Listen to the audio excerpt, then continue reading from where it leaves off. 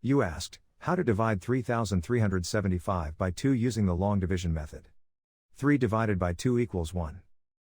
1 times 2 equals 2. 3 minus 2 equals 1. Bring down 3, making 13. 13 divided by 2 equals 6.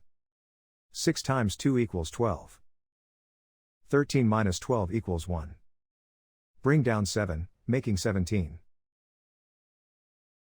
17 divided by 2 equals 8. 8 times 2 equals 16.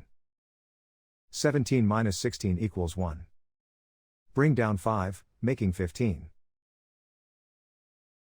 15 divided by 2 equals 7. 7 times 2 equals 14. 15 minus 14 equals 1. The remainder is 1. The final result is 1687, remainder 1.